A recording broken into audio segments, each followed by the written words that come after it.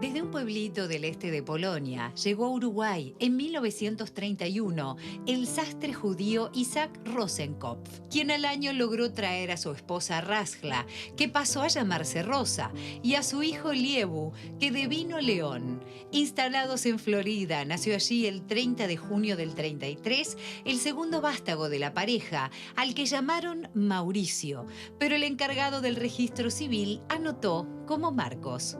Pronto se mudaron a la calle Gonzalo Ramírez, en el barrio Palermo, donde Mauricio creció creyendo que las lejanas luces del tablado del barrio eran las de Buenos Aires. Su padre enviaba cartas al abuelo, que había quedado en Polonia, cuyas respuestas leía los domingos en la mesa familiar. Pero un día, el cartero dejó de venir y el rito pasó a ser releer la vieja correspondencia para sustituir las cartas que no llegaban. Cuando León, el hermano mayor de Mauricio, su héroe y protector, murió de meningitis a los 14, ya no tuvo incentivos para estudiar y nunca pudo terminar el liceo. Sin embargo, a comienzos de los 60 tomó por asalto una máquina de escribir y en 15 días escribió la obra de teatro Las ranas sobre la mesa de la cocina, parando nada más que para que Rosa sirviera el almuerzo. Trabajó como periodista en el diario El Popular y se hizo militante comunista, pero se desilusionó tras un viaje a la Unión Soviética y se unió a los Tupamaros con el alias de Leonel, en memoria de su hermano. Cayó preso y se convirtió en uno de los rehenes de la dictadura durante 12 años. Nunca pudo llevar a su hija a la escuela y lo único que pudo regalarle durante ese tiempo fue una piedrita, que según él, era de las que había usado Pulgarcito para volver a casa.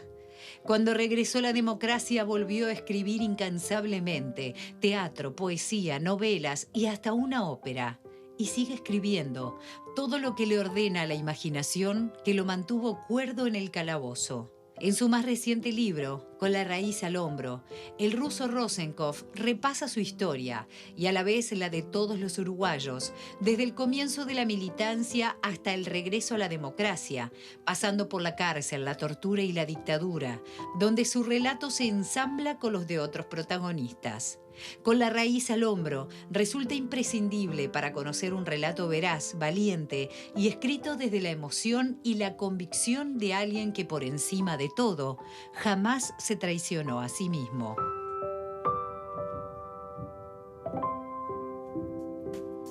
Gracias, Mauricio, por estar con nosotros. ¿Está? Bienvenido.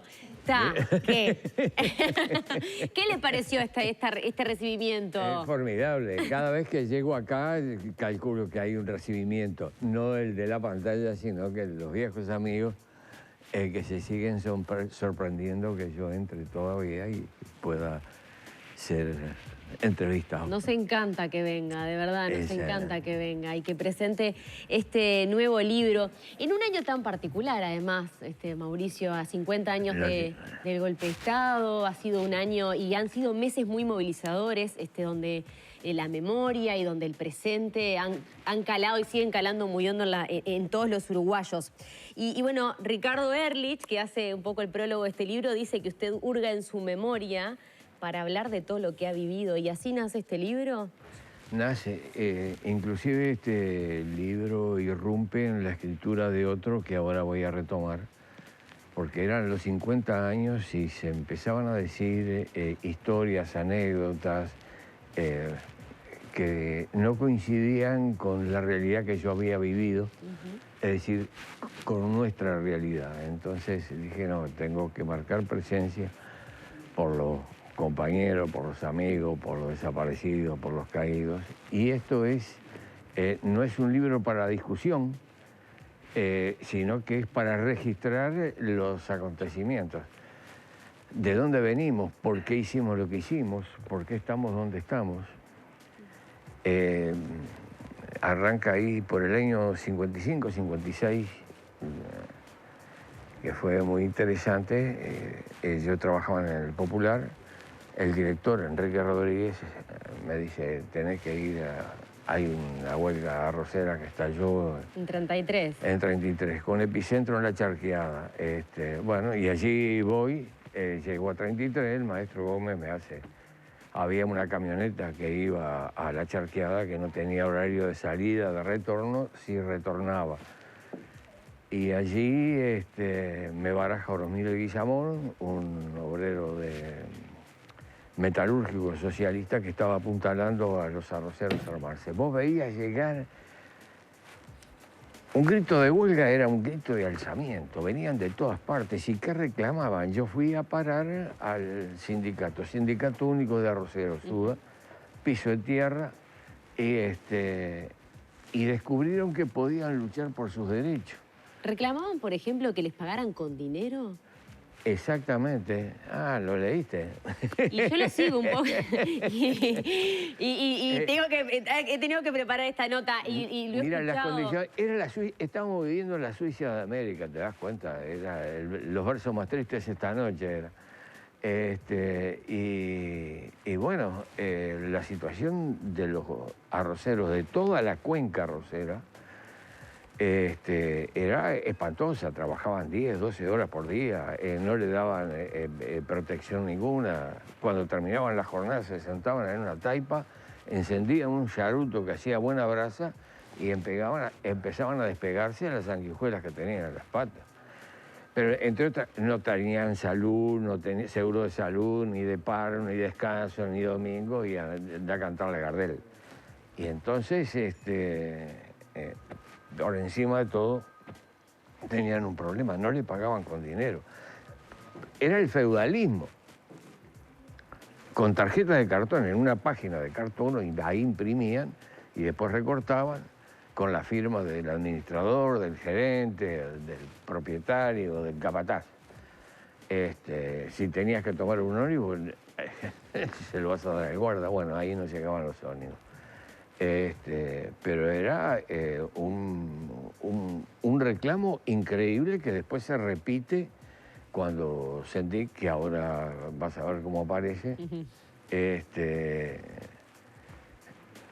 Organiza a los cañeros y tenían el mismo problema, le pagaban de esa manera y solo canjeable en la cantina que era de los dueños de la arrocera. De lo más duro que le tocó ver y vivir, sobre todo la situación que atravesaban esas familias. Una asociación, claro, había una mortalidad infantil impresionante, los alimentos eran escasos, lo que podían comer apenas si les daba. Mirá lo que están reclamando. Bueno, y en ese rancho donde yo estaba, el Sindicato Único, cae la competencia, un periodista de otro lado que venía del Sol, con una Kodak al hombro, parecía el cencerro de un toro. ¿Quién era? Raúl Sendín, mirá vos. Entonces, ya nos conocíamos el movimiento estudiantil y eso él era mayor que yo. No sabés qué placer me da saber que había gente mayor que yo. En un momento son esas cosas que se me despiertan. Bueno, y ahí recorrimos todo, y bueno, las condiciones de vida y todo eso, y bueno, y ahí arrancó la marcha hacia Montevideo a reclamar varios camiones amontonados, y hubo una frase, veníamos conversando sobre todo lo que pasaba, que quedó como un mojoncito. Estábamos acampando en los montes de Marmarajá, a orilla del río, y a la mañana de la primera noche ahí, me despierto, un cielo transparente, donde se recortaba la figura de un peón con sombrero aludo, bien aludo, echado para atrás avivando el trafoguero para el mate de la mañana, con el poncho ahí, era una figura impresionante. Y yo exclamo, la gran puta, che, parece un ejército. Y el bebé contesta lacónico, como siempre, es un ejército. Fue un punto de partida, porque una de las cosas que veníamos conversando, cómo reclaman, como si fuera un sindicato de la ciudad, y no reclaman tierra. Es decir, el tema de la tierra aquí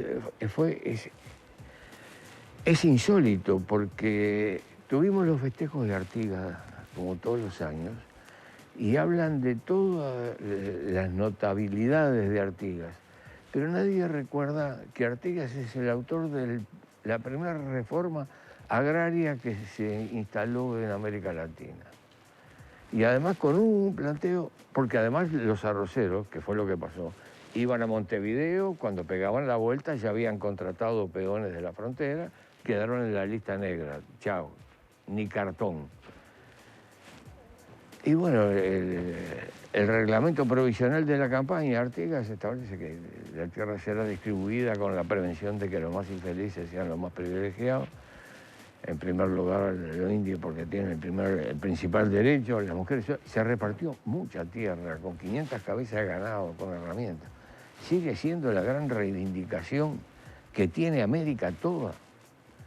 Y estábamos en el año 56, y mirá lo que era América en ese momento, porque estaban invadiendo Guatemala un gobierno constitucional. Jacobo Arbenz había puesto un ministro dedicado a la reforma agraria para hacerla en Guatemala. Además, en su exilio, pasó por Montevideo, vivió en Montevideo un tiempo exilado. Ese era el panorama que había en América en ese momento. Van pasando los años, y por ahí en una manifestación, 1 de mayo, el viejo Gultelli me avisa que él quiere verte, era un santo y seña, lo veo, que vaya para el norte. Estaba con los cañeros. Y allá pasaban cosas insólitas, digamos. Yo te mencionaba, estamos en la Suiza de América, ahí estaba, se enfermó un niño en una de las marchas, que cuando llegaron a Montevideo, la gente se preguntaba, ¿quiénes son? ¿De dónde vienen? Pensaban que venían de África, marcianos, ¿de dónde vienen? Digamos, desnutridos, flacos, peludos, que así les quedó el apodo. Y bueno, ahí no tenían salud, no tenían nada, no tenían atención de ningún tipo.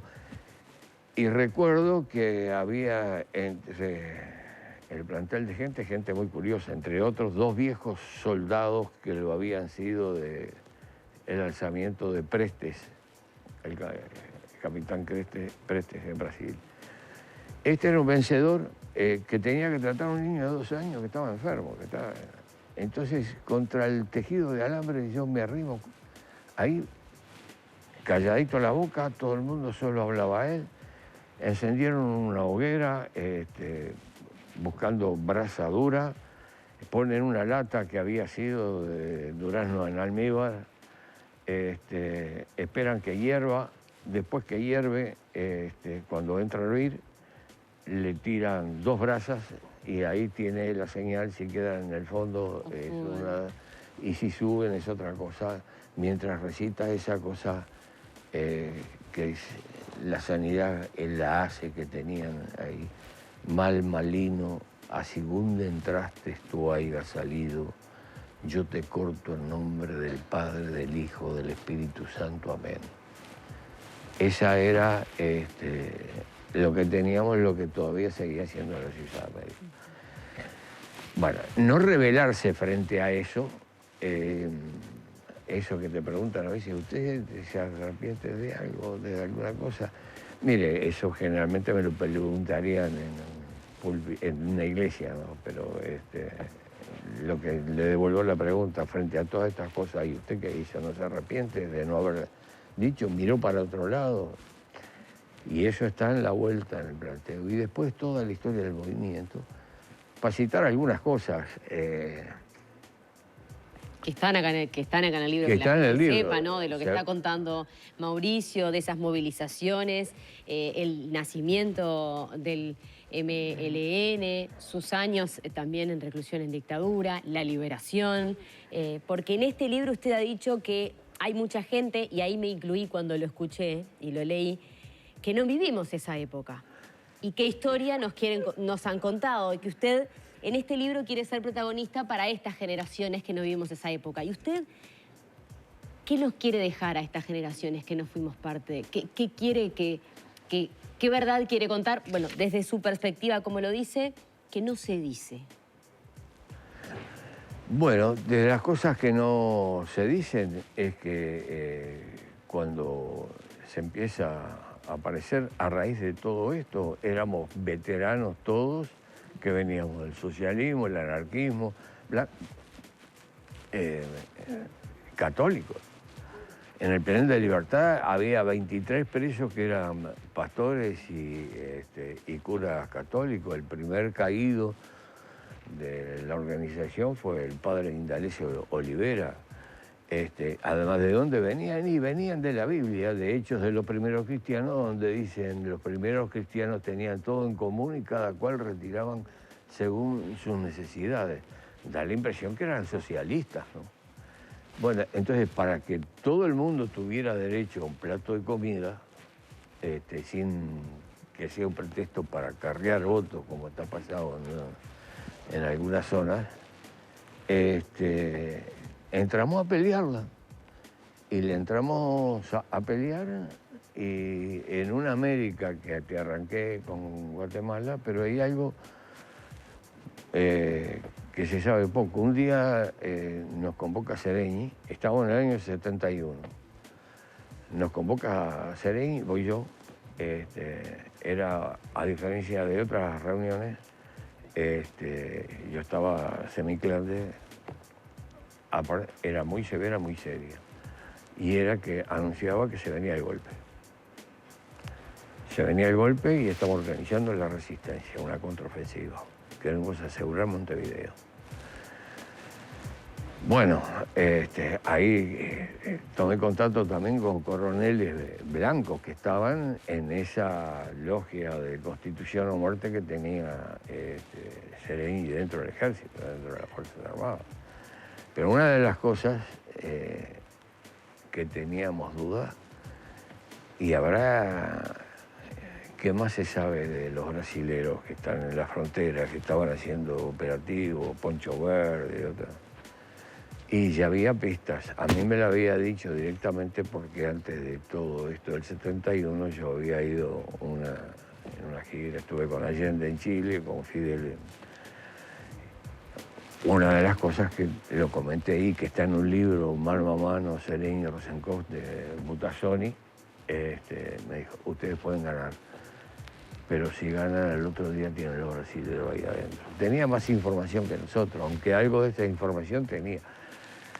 Y fíjate vos, el libro incluye toda esa historia de que los brasileños tenían un plan que se llamaba 30 días, que si ganaba el frente de las elecciones, cubrían todo, por eso quería defender Sereñi y Montevideo.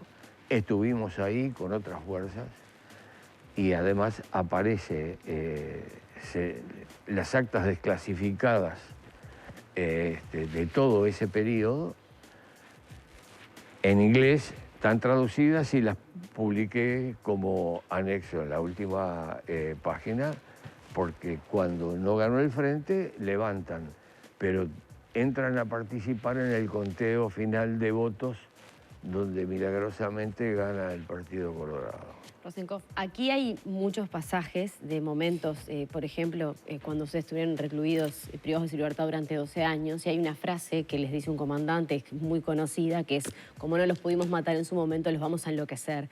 Y la pregunta que yo le quiero hacer es, ¿cómo se hace para tener hoy 90 años, haber escrito este y otros tantos libros, mantener viva la memoria y un tiempo que para usted ha sido durísimo, y no enloquecer? ¿Te aseguras? Y me la juego. Mira, eso lo dijo el coronel que inició nuestra colocación, situación de rehenes. A mí me lo vino a decir en el calabozo Gabazo, si pasa algo afuera, vos sos boleta. Vos sabés que es fácil, se simula una fuga, se quiso fugar. Lo que dijo es, ya que no pudimos matarlos cuando cayeron, los vamos a volver locos. Un compañero murió de los 9 rehenes en el calabozo. Y otros compañeros quedaron trastornados. La salida significó la recuperación. Yo creo que yo debo ser el otro, porque vivías bajo tierra, en calabozos que iban de 1,80 m, 60 centímetros, a 2 metros por 1, que te sentías que estabas en la Plaza Independencia. No nos vimos la cara, reinventamos el Morse porque estábamos juntos, Fernández Guidó, Reñato, el Pepe y yo. Y bueno, la vida que tuvimos que vivir esos 11 años, 12 años, no era vivible. Entonces, ¿en qué vivías? En la imaginación, en el sueño, recordabas películas, situaciones, amores, novias, incidentes, enfermedades. Entonces, el universo estaba en tu memoria, en tu imaginación, que era un terreno muy peligroso porque te podés empantanar y te quedás en eso. Y ahí viene la parte que necesita medicación. Y cuando salgo, además yo estando en Cana pude escribir, porque escribía en hojilla de fumar, con letras muy chicas, lo empaquetaba y en el dobladillo de la camiseta, cuando autorizábamos a mandar la ropa a la familia para que la lave, salieron algunas. Pero salí con esa afección, me hice grafómano. Inclusive te doy un detalle de la presentación que hicieron, que se ve una Underwood y una mano tecleando. Quiero decir que no son las mías, porque yo tengo, yo puedo hasta en el Parlamento presentar un diploma que lo tengo encuadrado, que lo encuadró mi madre, soy dactilógrafo recibido de la Academia Pitman. Mirá la publicidad que Pero qué tremendo. Y no para de escribir, por suerte. Mauricio, tenemos que cerrar. Yo realmente le agradezco este ratito compartido, esta charla. Les invito a todos a que puedan conseguir el libro Con la raíz al hombro. Me olvidé preguntarle, no es que me olvido, es que no puedo con todo lo que le quiero preguntar, pero ¿cómo fue elegida también la foto de esta portada del libro? Esa foto, cuando nosotros salimos, fuimos a dar a conventuales. Yo me quedé ahí, mirá vos, me estaba convirtiendo. Me quedé dormido, no tenía dónde. Y la primera actividad que hicimos por reorganizar todo eso, hicimos una gran conferencia de prensa ahí. Están las fotos también. Y después la mateada, ahí estamos con el Pepe en una de las mateadas, contando todo lo que teníamos que contar y proponiendo todo lo que queríamos proponer. Esa era la cosa. Dicho sea de paso, te digo que mañana en una librería en 18 y 40, a las 19 se presenta este libro, y como conmemora además mi natalicio, creo que hay empanada y vinagre y todo eso. Me dijo... El jueves. El jueves. Mañana. Mañana a las 19 horas. A las 19 horas. En falta y resto, yo le digo, pero es puro verso. Perfecto. Mauricio, gracias. Me sale la murga, ¿viste? Y hay cosas que no se van de uno. Muchas gracias, Mauricio, nuevamente. Adoro conversar contigo, un privilegio. Cerramos por acá y ahora nos vamos al móvil con Benito Chevalier.